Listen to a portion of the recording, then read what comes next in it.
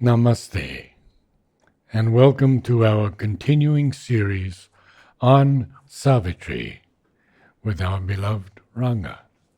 We are on page 2, beginning with the line, "A throe that came." A throe that came and left a quivering trace, gave room for an old, tired want unfilled, at peace in its subconscient moonless cave, to raise its head and look for absent light, straining closed eyes of vanished memory, like one who searches for a bygone self and only meets the corpse of his desire.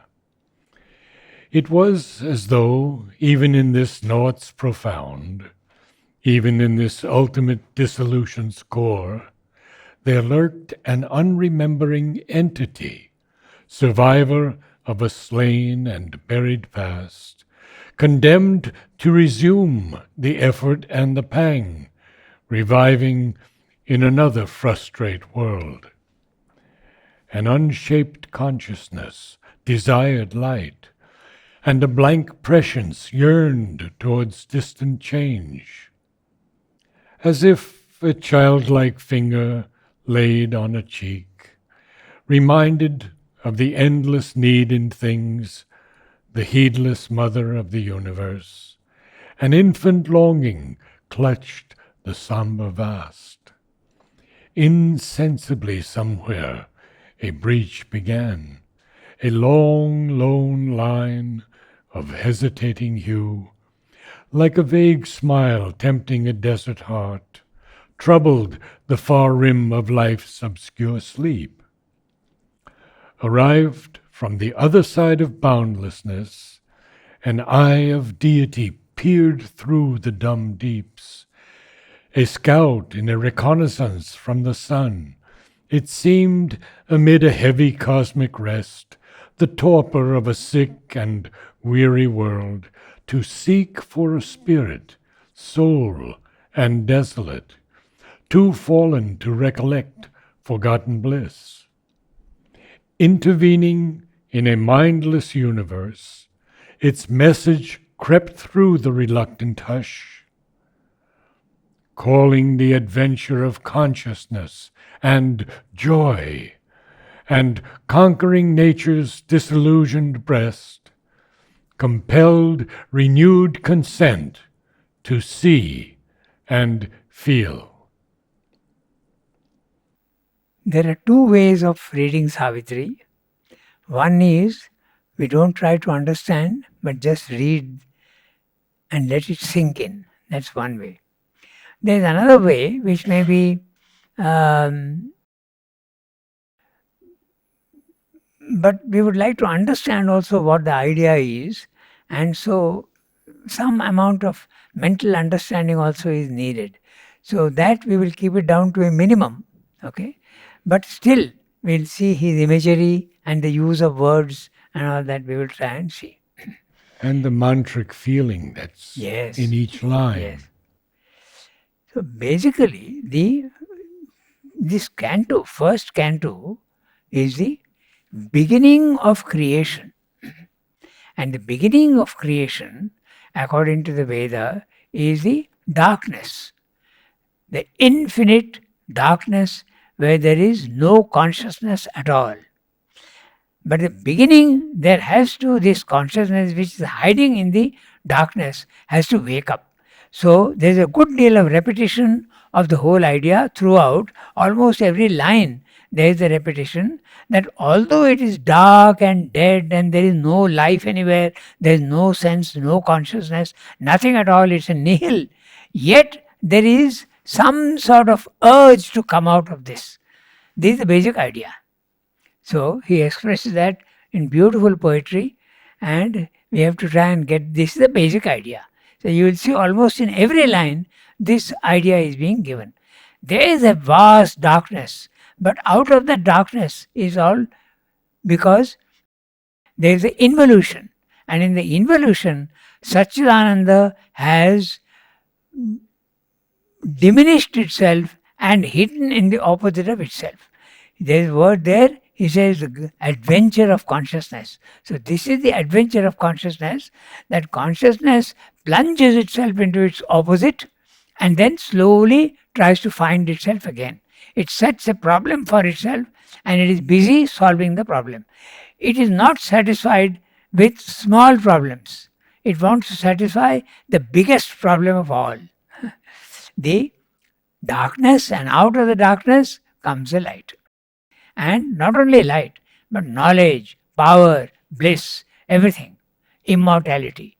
So this is basically, even today what we read, we just note that this is the idea, and he often does it with, Swami is so fond of oxymorons. And naturally this fits very well, because on the one hand, there is total unconsciousness, but there is a consciousness which is trying to get back. So it's an ideal field for using oxymorons. So we'll see each line and we'll see that this idea is repeated. Okay. A throw that came and left a quivering trace. So, what's a throw? A throw is a brief spasm, the beginning of life, or it can mean a intense pain or a violent pain. Normally it's used in the plural, throws. But here he has used it in a singular. Okay, a throw that came and left a quivering trace. So the throw is pain, but when there is no consciousness at all, there can't be any pain. So that's the consciousness trying to come out of the opposite of itself. So pain is there, and before that, the last sentence just before that, tease the inconscient to wake ignorance. It is urging it to wake up. It's as though this consciousness is sleeping, and some very small, tiny, powerless thing is poking it and saying, "Why don't you wake up? Why don't you wake up?" Teased the inconscient to wake conscious ignorance. To wake ignorance. Ignorance is sleep, but ignorance should wake up. So you can see the whole idea is always that. Then, a throw that came and left a quivering trace, just the beginning of something, just a faint beginning of the coming out of the darkness, gave room for an old, tired want unfilled. So, what is this old, tired want? The consciousness has come down here and it wants to go back to where it's a want. You want to go back to it. But as much as you try, it's not succeeding. So it is tired. This is the way he's putting it. It's very difficult for the consciousness to wake up in unconsciousness. So it has to necessarily be a very slow process. It is so slow that the effort is sometimes frustrated. That's the suggestion here.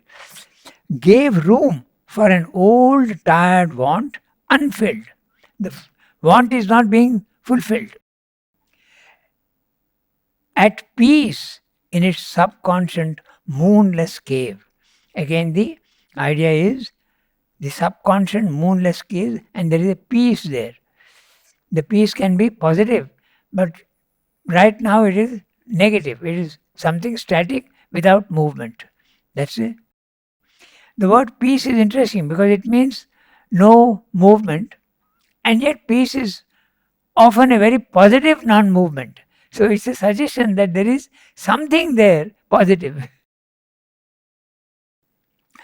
At peace in the subconscious moonless cave, to raise its head and look for absent light.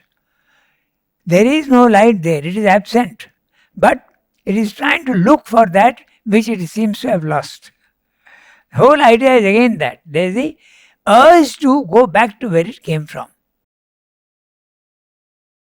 Straining closed eyes of vanished memory. The memory of what I was, but that memory has vanished. So it's trying to get that back again. The beginning of creation. Like one who searches for a bygone self. Again, the same idea. You are looking for something which doesn't exist now and only meets the corpse of his desire. So, it is very interesting. So, the desire is there to get back to where it came from, but that desire is frustrated and only the outer form, the corpse, is there. It is dead. The desire is dead, but yet it is, both the ideas are there. There is a very difficult emergence, it is very difficult, and yet it is trying its best to come out. So, it was as though even in this knots profound, now this is Ramdo's English, profound, it's usually an adjective.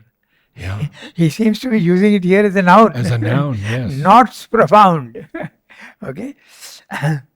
Even in this ultimate dissolution's core, there you are. Ultimate dissolution. He is saying that the inconscient is the ultimate dissolution. And yet it is not ultimate. It's penultimate. There is something which is poking it to arise. So here again we have, it was as though. Yeah. What do you have? It was as though, even in this naught's profound. Yeah. It was as though. Yeah. Even in this not so. That's exactly it. As though. There is something there. Not exactly, yeah, that's yes, right. yes. Even in this ultimate dissolution core, there lurked an unremembering entity. Now, the word unremembering is very interesting. It means there is no remembrance. Yet he is putting the word remembering so that there is some sort of unremembering. It is trying to remember but can't remember. Again, the same idea of the darkness, but something trying to come out of it. The use of words all suggest that. No? So, survivor of a slain and buried past. So, it tallies very well with the corpse that he is talking about. So, he is carrying that image even to the next 3-4 lines. The corpse of his desire and survivor of a plain and buried past. Here also, there is an oxymoron. If it is buried and past, there can't be any survivor. So that's again the suggestion that the memory of what I was is gone, and yet something of it is surviving. All the sentences are indicating that. So the buried past refers to the height it Yes, came down from. That's right. Survivor of a slain and buried past. Consciousness has been slain and is fallen here. Ananda has been slain and become here the opposite of Ananda. So this is the slain. The supreme, the spirit has been slain and has become inconscious matter. Condemned to resume the effort and the pang. So there you are again. Even if it is condemned to keep trying, that's the suggestion. Condemned. Now, condemned is a very strong word. You have to try. That's the punishment you have. You have fallen down. Now get back to where you came from. Condemned to resume the effort. The effort of what? To come out of that unconsciousness. And the pang. Okay. Reviving in another frustrate world. Again, the world is frustrated, but still you have to go on trying. Reviving. What does frustrate world mean? You are frustrated when your desires are not satisfied. You are frustrated. So here is this attempt at coming out of unconsciousness. And so there is a frustration. And this world is the inconscience. That's what is meaning. Condemned to resume the effort and the pang, reviving in another frustrate world, an unshaped consciousness, desired light. Again the same idea, all put in different words and different. An unshaped consciousness. The consciousness has not yet been formed. It's a vague suggestion of consciousness without form. It's a amorphous consciousness. When consciousness is formed, it gets a certain power. But this is amorphous. It is spread out everywhere, just the unshaped consciousness. Unshaped. Yeah. Unshaped consciousness. Desired light. So there is a desire there for getting back to light from the darkness. and a blank prescience yearned towards distant change. Now, the word prescience is again that, na? So you are seeing the future. That's prescience. Na? And it's blank. Again, an oxymoron. Oxymoron. Yeah, that's it. Okay. Blank prescience, but it is yearning towards what? Maybe today I won't succeed, but a distant change. Just keep trying, keep trying, keep trying. All the lines suggest this. In fact, in poetry, that's exactly what he's doing. He's going on repeating the idea, and it is coming out one by one. The effort is on, but it is getting frustrated, but still it must go on. As if a childlike finger laid on a cheek, reminded of the endless need in things, the heedless mother of the universe. So, I'm not sure I understand what he means exactly, or what is the image, how it relates to the subject that we are having. A childlike finger laid on a cheek. You have to go down to an infant longing. So this, That's right. And that's where you make the connection. As if a childlike finger laid on a cheek, reminded of the endless need in things, the heedless mother of the universe. The heedless mother is supposed to be the mechanical nature in the physical world. At this level, nature is mechanical and unconscious. So heedless, doesn't care, doesn't do anything. It's just doing what it has to do mechanically of the universe. An infant longing clutched the somber vast. Now that's, it is related to that's right. An infant longing. So infant longing, the suggestion again is the longing is very, very small. Yeah. That's the idea. And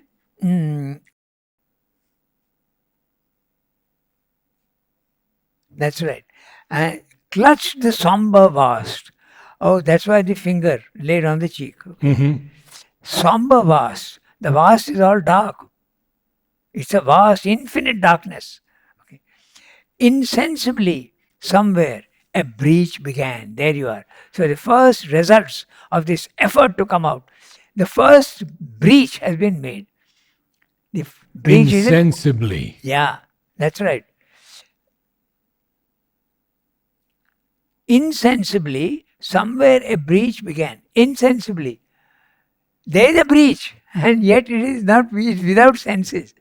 Senses will give you the knowledge of what you are there, but senses are still not there, but a breach has been made. Again, the opposite ideas. Okay, so interesting. Then this is a long, lone line of hesitating hue. So I'm using his poetic genius here. A long line, yes. Lone line. Yeah, long, lone line of hesitating hue. And then he uses the two H's, hesitating right. hue. 3 L's and 2 H's. Yes. Sound effect. The long line, and it also suggests the length. Long, lone line. Na? What is it? The long, lone line of hesitating hue. The breach has been made and the color is slowly coming out. Yes. Okay, so, like a vague smile tempting a desert heart. Vague smile. The first breach has been made and there is some satisfaction and a smile is there. But it's a very vague and very, very small smile. And what is it? Tempting a desert heart. Tempting a desert heart. The desert heart again is the inconscience. There's a heart there, but it is a desert heart. Again, an oxymoron.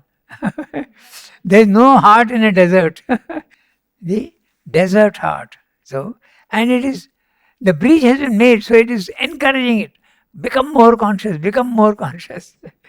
So, like a vague smile tempting a desert heart, troubled the far rim of life's obscure sleep. Life's obscure sleep. So life is there, but you see, far rim. There's just the beginning of life there. That's a breach that is being made. So, and it troubled when the unconsciousness is absolutely a tamasic unconsciousness. When it has to wake up, the tamas gets disturbed, so troubled. So we go back to the line, a breach began. That's right. It is connected And with that breach and that long, lone line of hesitating hue, which is like a vague smile, That's right. troubled the far rim. That's right. Yes. So it is troubling the so-called negative peace. Wake up. Yeah. Arrived, that's a full stop there. So arrived from the other side of boundlessness, an eye of deity pierced through the dumb deeps. Here again you have three D's, deity, dumb deeps. But arrived from the other side of boundlessness. The boundlessness is there infinite, and here the boundlessness is negative boundlessness. So from the other side it has come. That's what he's saying. It has come from the highest level. An eye of deity pierced through the dumb deeps. Deity suggests that there is some sort of Godhead. No? Deity. Yes. So that is there. An eye of deity pierced through the dumb deeps. A scout in a reconnaissance from the sun. Now, the sun is the highest spirit, and it is itself not coming down here. So it is as though it has sent a scout to find out what are the possibilities of getting up. Okay, so usually a scout is one who goes to see what are the possibilities in the enemy camp. So here the sun has sent a scout to see what's going on here. Let it wake up. The spirit is tempting matter to wake up. That's the suggestion. It seemed amid a heavy cosmic rest. Again, the heavy cosmic rest is the unconsciousness. The topper of a sick and weary world. Again, the same idea that the world here is sick and weary. It doesn't want to change. It's incapable of changing. To seek for a spirit, soul and desolate, too fallen to recollect forgotten bliss. Too fallen, the unconscious is so deep, and it is too fallen that it can't even recollect the forgotten bliss. The bliss that is there, it has forgotten. But now it is unable to even access that bliss.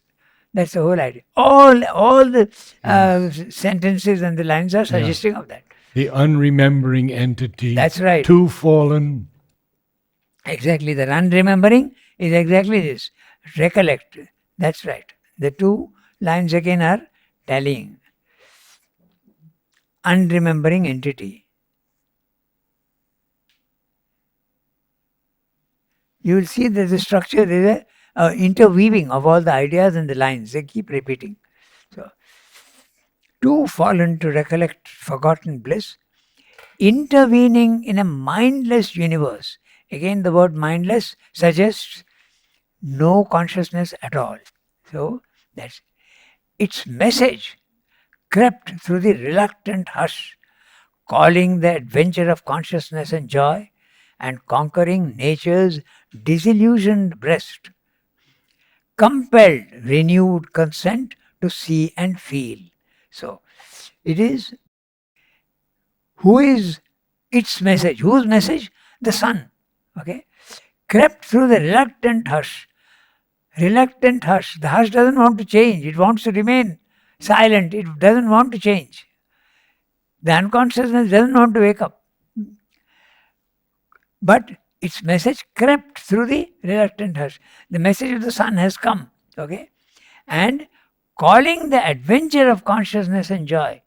The adventure of consciousness, you are now sleeping. Wake up and go back to where it came from. That's the idea. And conquering nature's disillusioned breast. Nature here is unconsciousness, so it is disillusioned. I can't do anything. I am powerless. Compelled renewed consent to see and feel.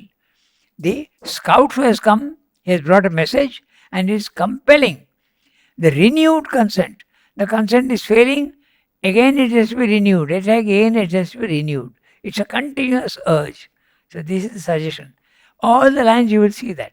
There is the darkness, but there is something trying to push it to come up. The beginning of creation. Calling the adventure of consciousness and joy. And joy. He adds, and joy. That's right. Compelled.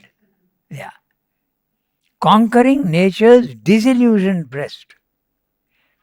Compelled renewed consent to see and feel. A thought was sown in the unsounded void. A sense was born within the darkness depths. A memory quivered in the heart of time, as if a soul long dead were moved to live. But the oblivion that succeeds the fall had blotted the crowded tablets of the past, and all that was destroyed must be rebuilt, and old experience labored out once more. All can be done if the God touch is there. A hope stole in that hardly dared to be amid the night's forlorn indifference.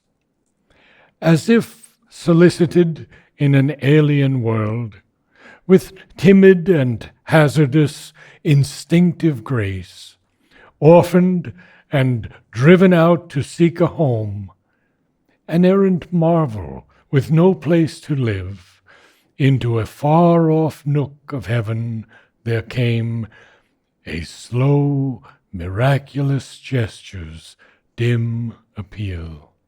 The persistent thrill of a transfiguring touch persuaded the inert black quietude, and beauty and wonder disturbed the fields of God. A wandering hand of pale, enchanted light that glowed along a fading moment's brink, fixed with gold panel and opalescent hinge, a gate of dreams ajar on mystery's verge. One lucent corner, windowing hidden things, forced the world's blind immensity to sight. The darkness failed and slipped like a falling cloak from the reclining body of a god. Then, through the pallid rift that seemed at first hardly enough for a trickle from the suns, outpoured the revelation and the flame. Again, the same idea in different words and different poetic images. So, a thought was sown in the unsounded void. Unsounded, unexplored. The void has not yet been explored. It is trying to wake up, but the exploration has not yet taken place. The first signs of exploration would be life. And then what are the possibilities of life? The different forms of life will come on. It's a way of saying the field is being explored. What are the possibilities? Different species, different flora, fauna, the life is there. So, but a thought was sown. So the first, the consciousness, the thought, that is first was sown. It is still not yet a tree. It is just sown. So that was sown in the unsounded void.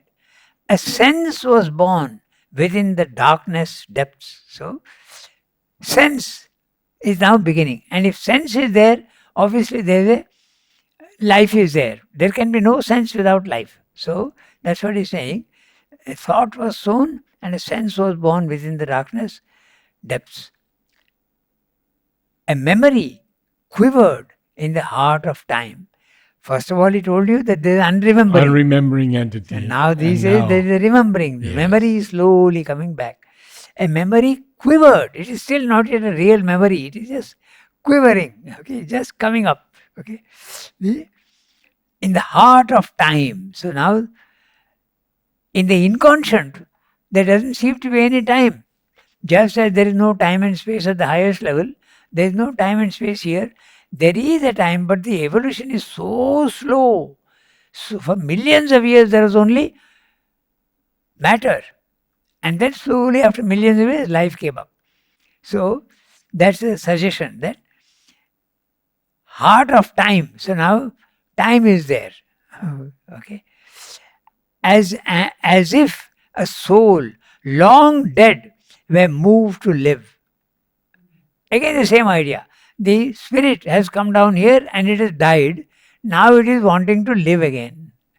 Same idea. But the involution and the evolution. He's giving us a picture of this. That's right. And that's why he always uses as if. Yes.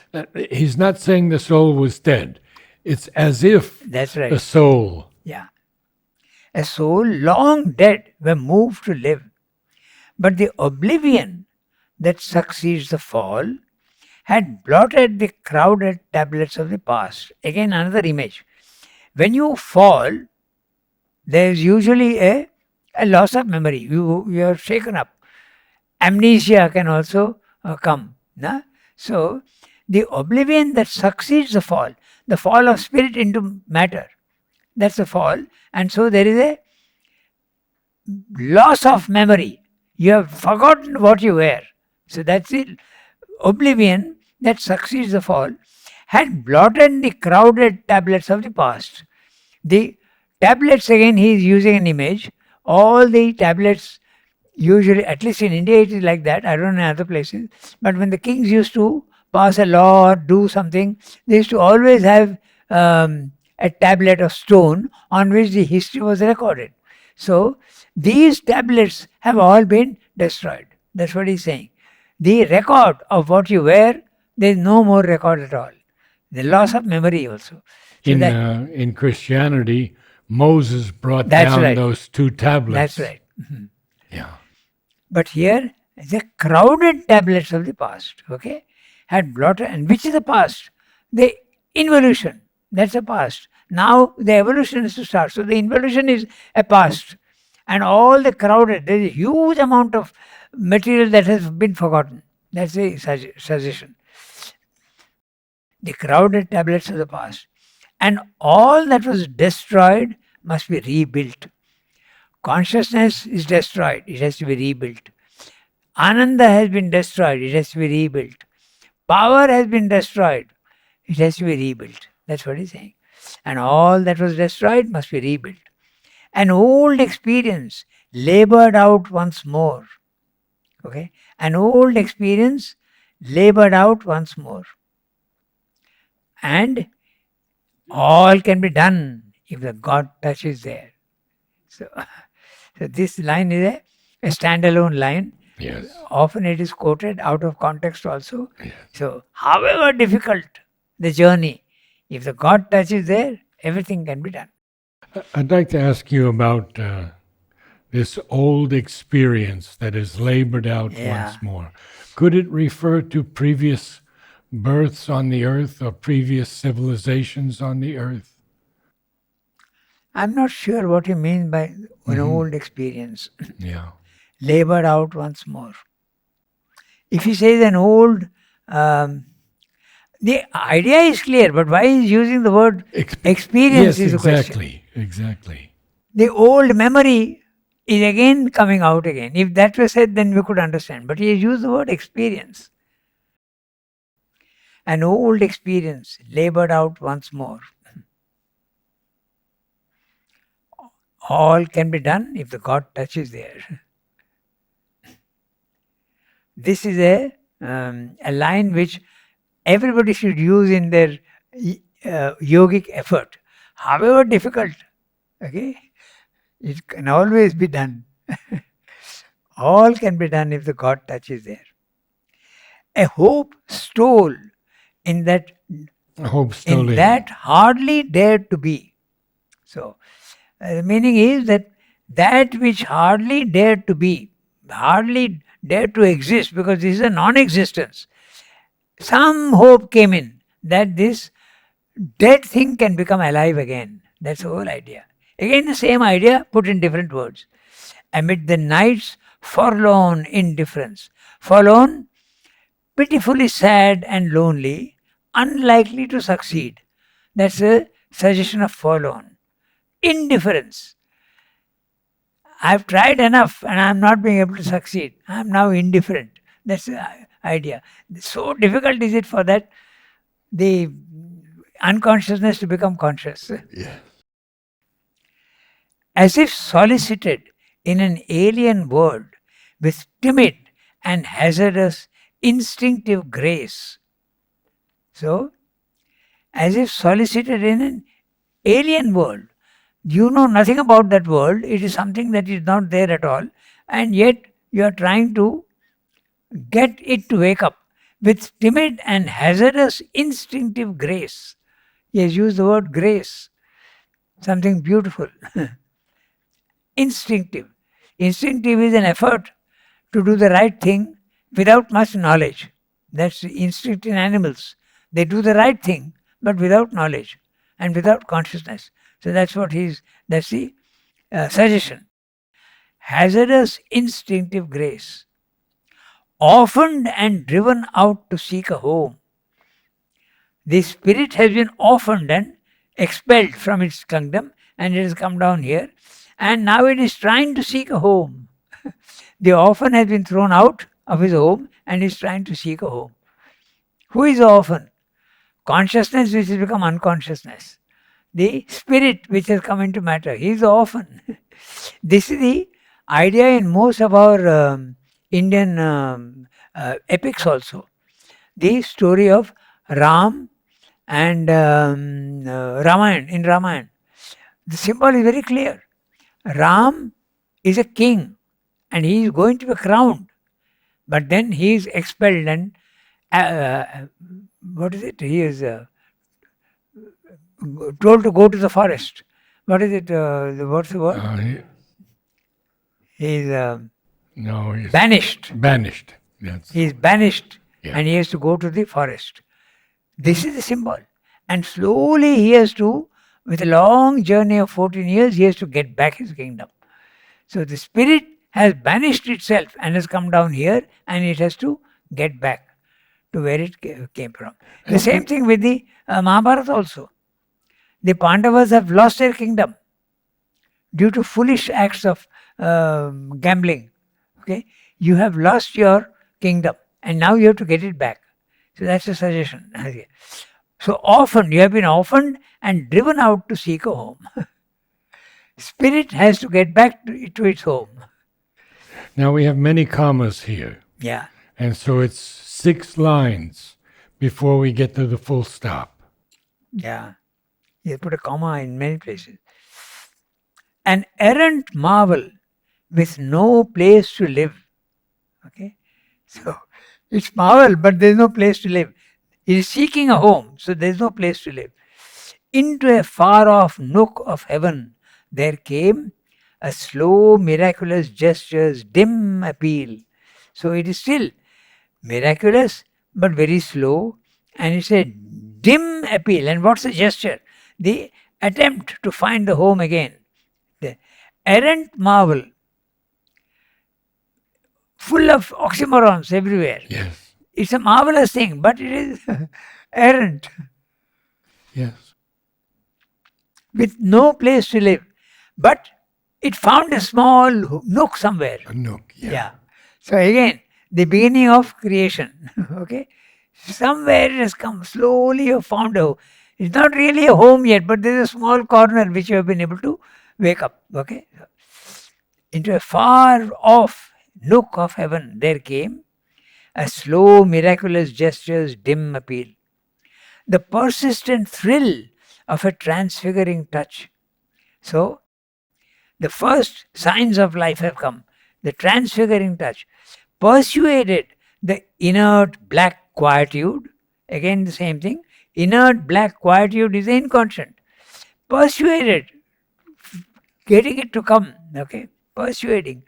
And beauty and wonder disturbed the fields of God. A beautiful line. This is a Such a fantastic beautiful line. Beauty and wonder never disturb. It raises you. But here it is disturbing the fields of God, the fields of the inconscient. It is forcing it to do something it doesn't want to do. Okay? And beauty and wonder disturb the fields of God. a wandering hand of pale enchanted light. So again, it's a wandering hand, not sure of itself. Pale, enchanted light. There is light, but it's very pale still. Again, the same idea. The beginning of creation.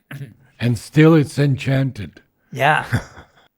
Of pale, enchanted light that glowed along a fading moment's brink. Again, you can see it is glowing, but it's only a fading moment and on the brink.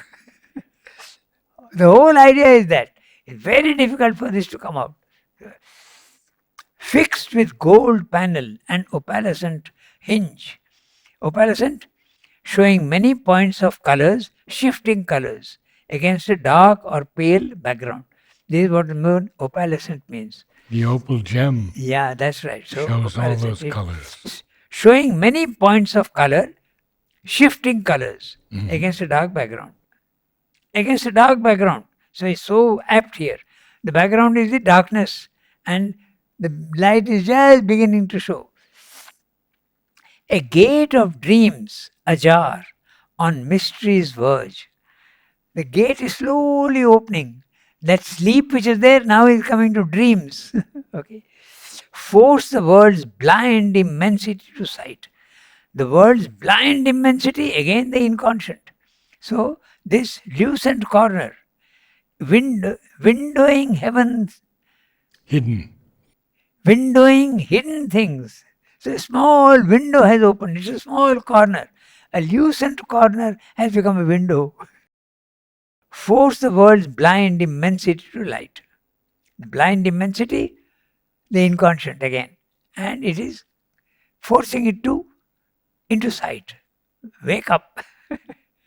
The darkness failed and slipped like a falling cloak from the reclining body of a god. So now the darkness is disappearing slowly. Then, through the pallid lift that seemed at first hardly enough for a trickle from the suns, outpoured the revelation and the flame.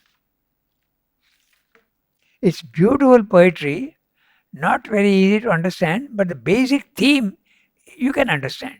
The involution, the spirit coming down and involving itself in its own darkness. Why? Because of the great adventure. It wants to create the maximum difficulty for itself and escape from that and enjoy the challenge. That's a great adventure. So this is the description of the involution and the evolution. And the evolution is very, very difficult and very, very slow in the beginning. Yet it will succeed because God touches there. So that's the whole idea. It's the night and the dawn. So we have the title of the canto, the symbol dawn. Symbol dawn. Yeah, it's a symbol. The symbol of the beginning of evolution. No one has ever explained it like this, in such beauty and such marvelous And Srivda is very words. fond of this dawn. In Ilian also, he has started the whole poem with that. Dawn in her journey eternal. Yes. So and dawn, even in Life Divine, he has quoted many places the dawn. Okay. And Usha. Yeah. Many places. Yeah. The dawn is the beginning of light from the darkness. So he has used that also as a symbol for here, the beginning of creation. Thank you, Rang. Namaste all.